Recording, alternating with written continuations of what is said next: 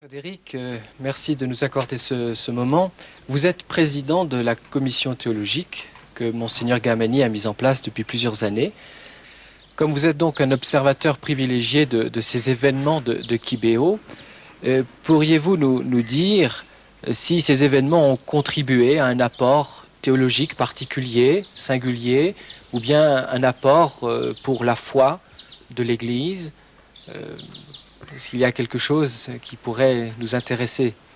Oui, bien sûr, comme vous le savez, c'est toujours dans les apparitions ne peuvent rien apporter de neuf au point de vue révélation, mais c'est toujours une façon de mettre en pratique la révélation qui gagne dans les apparitions. Et pour les apparitions de Kibéo, nous avons certainement remarqué qu'il y a des insistances qui sont intéressantes pour une certaine pensée, une certaine vie chrétienne. Nous avons par exemple remarqué combien le point de la souffrance a été heureusement marqué, le fait d'accepter la souffrance, le fait même de reconnaître que la vie chrétienne ne peut pas aller sans souffrance. Et puis aussi, sur le plan de la prière, il y a une certaine prière, une certaine spontanéité dans la prière, et même une certaine ingénuité de la prière qui commençait à se perdre et qu'on considérait plutôt comme une bigoterie et qui a été aussi rééquilibrée et une certaine spontanéité. Le 28 novembre 88, vous étiez à Kibéo, vous avez assisté à cet événement dont Alphonsine était témoin, Marie lui est apparue. Est-ce que vous pourriez nous traduire votre sentiment comme témoin? Ou peut-être avez-vous noté quelque chose de particulier par rapport aux fois précédentes? La voyante semblait faire comme la récapitulation des autres apparitions et le message que la Vierge lui a donné. Cela est évidemment pour nous très intéressant parce que la Vierge lui a dit « Est-ce que vous vous rappelez tout ce que je vous ai dit de faire ?» Alors cela a manifesté que la venue de la Vierge avait un message précis et était donné à Alphonsine pour aller faire quelque chose. Et vous comprenez qu'évidemment, nous allons examiner de quoi il s'agit et ce qu'elle lui a demandé de faire et comment elle va le faire. Elle a déjà dit un peu et nous allons continuer. Peut-on savoir aujourd'hui, justement, peut-on connaître le contenu de cette mission? Bien, le contenu principal de cette mission, c'est vraiment la postulat de la prière. Enseigner aux gens à prier et leur demander de prier beaucoup. Et le fait que ces événements se produisent en Afrique, au Rwanda en particulier, est-ce que cela a une signification pour vous, qui est au cœur de cette jeune église d'Afrique? Évidemment, mon impression personnelle et je suis très content que ça se fasse chez nous. Ce message n'est pas adressé uniquement au Rwanda, ni uniquement à l'Afrique, mais à toute la chrétienté, à toute l'humanité. Bien, Père, je vous remercie pour toutes ces informations et ce temps passé avec nous. Merci bien. Marie-Claire, tu es allée plusieurs fois à Kibéo et tu étais encore cette année aux dernières apparitions de la Vierge. Est-ce que tu pourrais nous donner un aperçu de comment cela s'est passé? Oui, je me trouvais à Kibéo le 28 novembre 89, qui était attendu par beaucoup de monde, car en effet, c'était la dernière apparition. Et Alphonsine, quand elle est venue à midi et demi, comme tous les ans, elle était très émotionnée, évidemment, et en même temps très dans la paix et très sûre d'elle-même. Et elle a parlé à ce moment-là à la Vierge Marie. Et la Vierge Marie lui a dit, sans doute, à un moment donné, on a entendu « Sakumi ». On a su que c'était 4 heures. Curieusement, d'habitude, c'est 5 heures. Mais comme elle n'est plus élève, la Vierge Marie ne doit plus suivre l'horaire de l'école. Et à 4 heures de l'après-midi, Alphonsine est arrivée sur le podium. Car l'apparition proprement dite, qu'on appelle publique, c'est sur le podium, en face de l'école. Et là, Alphonsine, encore une fois, était très détendue. En même temps, c'était une souffrance évidente, tout en étant une grande joie.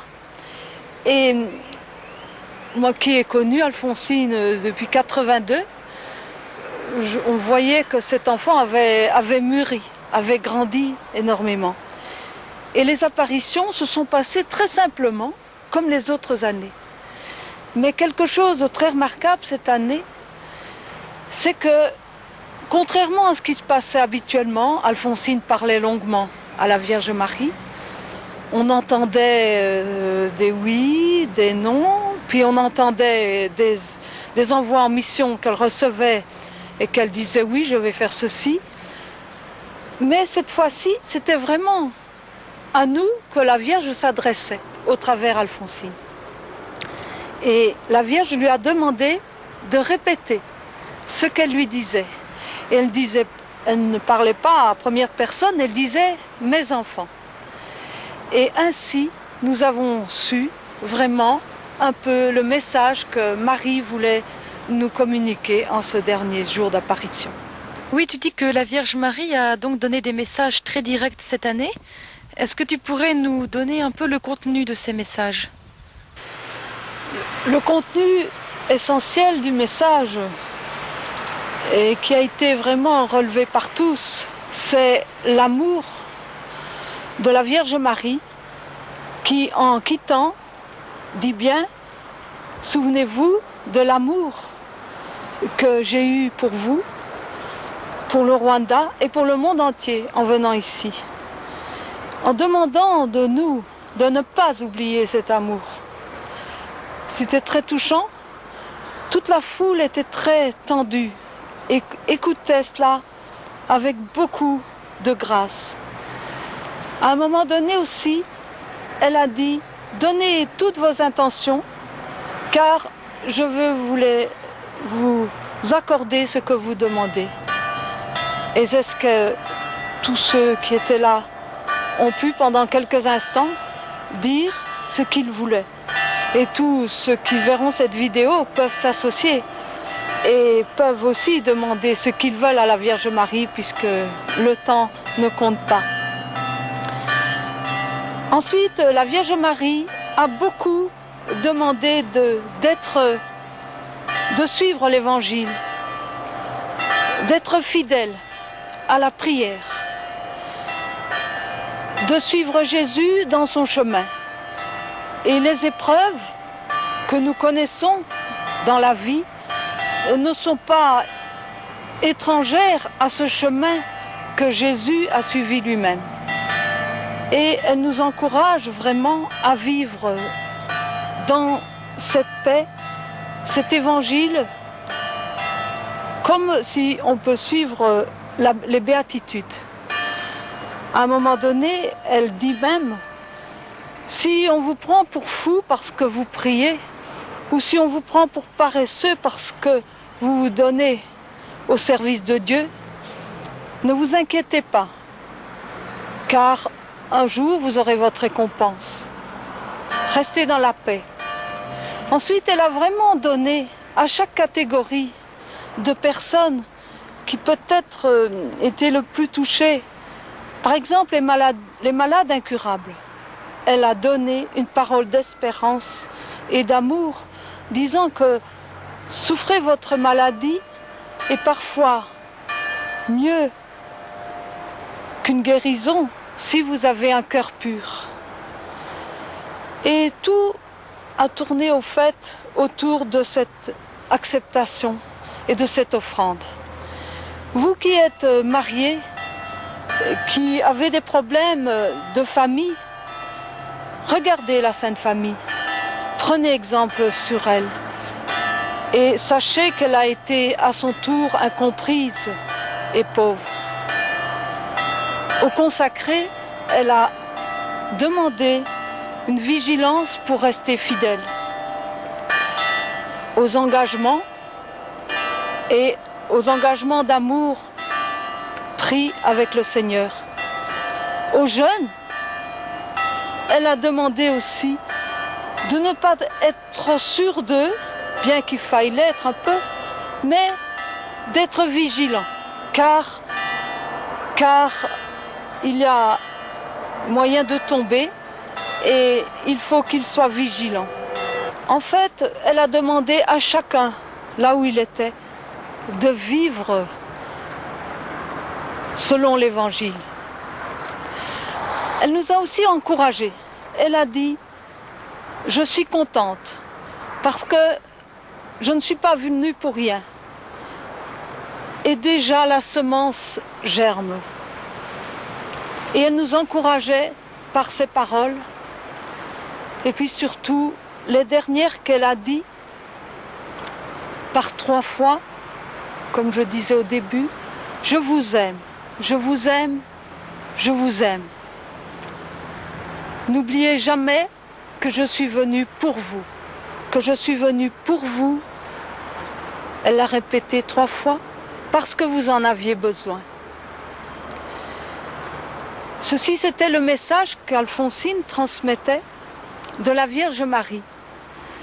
Elle-même, elle était absolument transparente. Et son témoignage de détachement qu'elle nous a donné lors de cette dernière apparition, qui quand même était un peu dure pour elle, a été vraiment un témoignage de filles qui devenaient adultes dans la foi. Et elle est devenue un peu comme Mademoiselle Tout-le-Monde. Et elle a demandé à la Vierge d'être préservée, justement, de cet orgueil, parce que elle avait vu, la Vierge Marie, que les gens ne la considèrent pas comme une voyante ou comme une devine. Et elle a été même... elle a fort insisté là-dessus. Ensuite, elle a demandé qu'on prie beaucoup pour les voyants, qu'on prie pour elle et les autres, car peut-être qu'on ne se rend pas compte à quel point ils en avaient besoin. Mais le message essentiel à Kibéo a été celui de l'amour de Dieu qui, comme dans le mystère de l'Annonciation, le Verbe s'est fait chair. Et quand Marie s'est présentée, Marie, mère du Verbe, ce n'est pas un hasard. Elle est venue montrer que dans un pays comme cette mission de Kibéo, qui a 50 ans de christianisme, le Seigneur pouvait venir si il trouvait un endroit prêt. Et cet endroit était prêt. Et cette petite plateforme de paix et d'amour, dans cette Afrique bouillonnante, le Seigneur l'a trouvée pour que sa mère puisse y mettre les pieds. Que les personnes soient cultivées, connaissent et fait des études ou pas, qu'importe, Marie pouvait transmettre son message aux simples, aux pauvres, d'autant plus que plus on est pauvre et petit, selon l'Évangile, plus on peut entendre le message du Seigneur. Il y a 7 ans que je suis avec elle, je la vois, je me demande comment je peux passer par exemple 30 ans, 40 ans, si Dieu me prête vie, sans la voir, ça me fait quand même un peu triste. Bien que souvent je me souviens de son image, mais quand même ça me fait triste. Oui.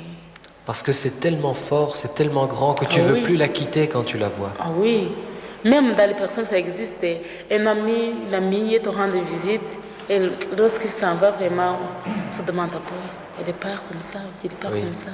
Oui. Tandis que la Sainte Vierge c'est autre chose, c'est quand même un peu fort. Oui, bien sûr. Mais qu'est-ce que tu aimes dans ces moments-là? Sa beauté, c'est ce que tu sens dans son cœur. Qu'est-ce que tu aimes dont tu ne veux pas te détacher à ce moment-là?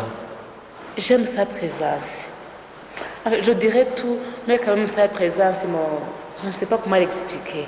Oui, il me fait du bien sa présence quand même, il me fait du bien. Oui. Oui. Il y a une question, je sais, qui est très difficile, mais pour nous qui ne voyons pas, qui sommes aveugles, on voudrait quand même que tu puisses nous dire un peu à quoi ressemble Marie. Je sais que c'est difficile, mais pourquoi c'est difficile de la décrire? Moi, c'est difficile de la décrire. Comme je l'ai dit avant, la puissance du ciel est difficile en tout. Peut-être que le fait de ne pas définir sa figure montre la puissance que Dieu lui a donnée. C'est comme moi j'imagine. Par exemple, je me sens incapable de la définir parce que je me sens aussi incapable de définir la bonté de Dieu, la beauté de Dieu. C'est ça. Oui. Ça te donne certainement envie d'aller au ciel rapidement. Est-ce que de rester ici sur Terre, ça te semble dur et difficile? Oui, ça me semble dur et difficile, mais je dois y être pour travailler, pour justement montrer à Dieu la force que je dois utiliser pour monter au ciel. Évidemment, si tout le monde aime le ciel, chaque chrétien doit aimer d'aller au ciel. Mais si je dis par exemple, je ne vais pas travailler pour aller au ciel, il faut d'abord que je travaille pour le ciel. Si Dieu veut m'appeler, il m'appellera quand il voudra. Je ne dois pas dire, oh, le monde est méchant, il faut que je... Si Dieu vraiment m'appelait pour aller au ciel, mais qu'est-ce que j'ai fait? Je dois vivre dans ce monde pour montrer à Dieu, voilà, en fait, le dernier jour, je dirai à Dieu, mon Dieu, vous m'avez donné une longue vie à être sur le monde et voilà ce que je vous apporte. Moi vraiment, je me sens fière en passant une longue vie, une courte vie. En tout cas, j'ai envie d'aller au ciel, mais je n'ai pas envie d'aller au ciel parce que le monde est mauvais. J'ai envie d'aller au ciel parce que là-bas il fait beau. Oui.